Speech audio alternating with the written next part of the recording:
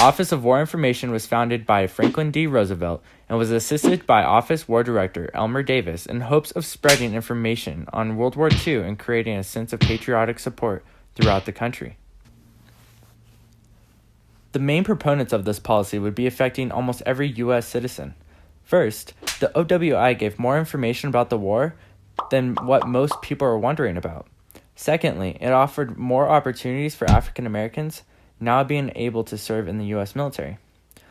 Lastly, it created more job opportunities for women now going into the workforce.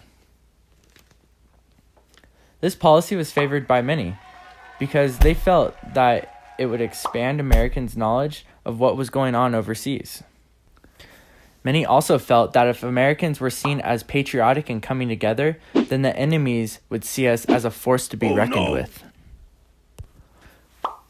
Some opponents to the Office of War Information were people that had different views of the war, since they were not able to voice their opinions on the war if they had something negative to say.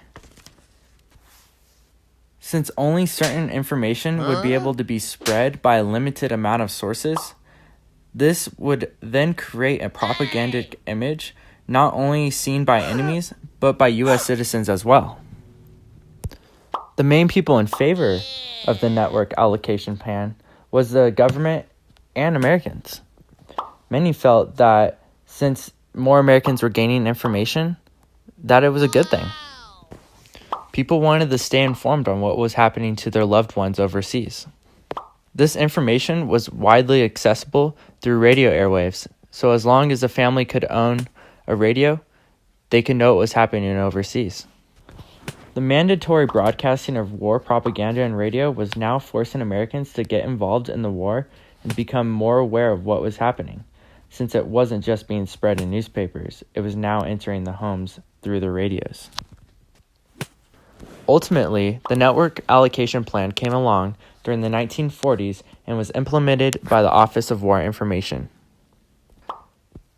The OWI was in charge of connecting the war to the citizens of the United States through radio, films, newspapers, posters, photos, and any other types of media. At the time of World War II, radio had been the most popular form of media for the United States. Since the radio had been the most popular form of medium, the government had to take the advantage. The radio had the ability to bring people from all over the nation together.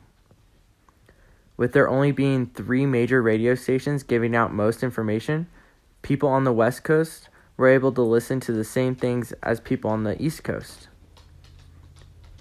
When these 3 major radio broadcasters would play war commercials or a type of war propaganda on their stations, they were creating a community that would become familiar and supportive in the war effort.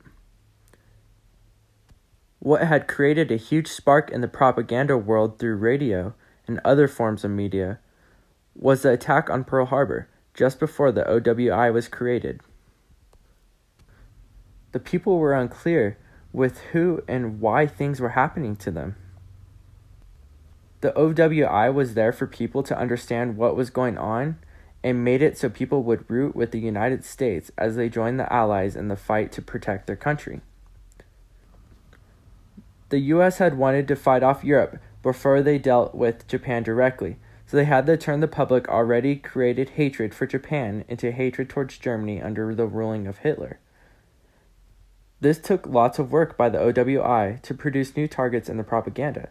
This new effort by the OWI turned into the Network Allocation Plan, which had instructed the radio industry to regularly plug in war messages into their broadcast. Then, the same broadcasters would play at the same time across the nation, and radio broadcasters did not fight it, as many of their licenses were granted by the government agencies and had to do what was best for the public interest. The Office of War Information began to face some serious issues from within the agency. In his book, Alan Winkler details some of the controversies and issues that plagued the OWI. The director of OWI, Elmer Davis, often came to heads with the military because he believed that the people of America should be well informed with factual information in terms of the war, yet the military thought otherwise and withheld some information. Elmer Davis was more liberal-minded, which is most likely the reason for his attitude towards the military and their censorship. Another issue that Winkler highlights is the dissatisfaction that grew amongst the OWI employees. They felt that the American people were entitled to honest information, but the promoters felt that the aesthetic and style of the work was more of a priority.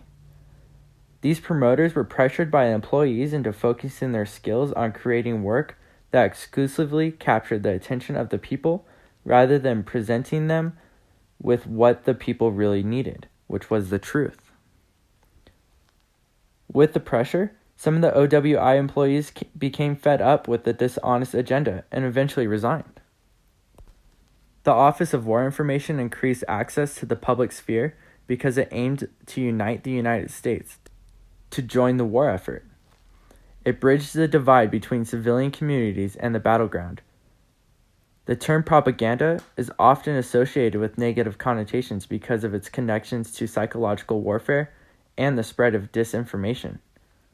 However, in a government sense, the idea of propaganda is generally meant to influence audiences and promote a political agenda. Propaganda definitely encouraged the people to have a voice throughout the war effort. For example, Charles Alston, a cartoonist who made art for the OWI, created work that represented the black community in a positive light. At a time where racial segregation was still the norm, this type of representation was crucial. The OWI was allowed more women to participate in society, such as entering the workforce.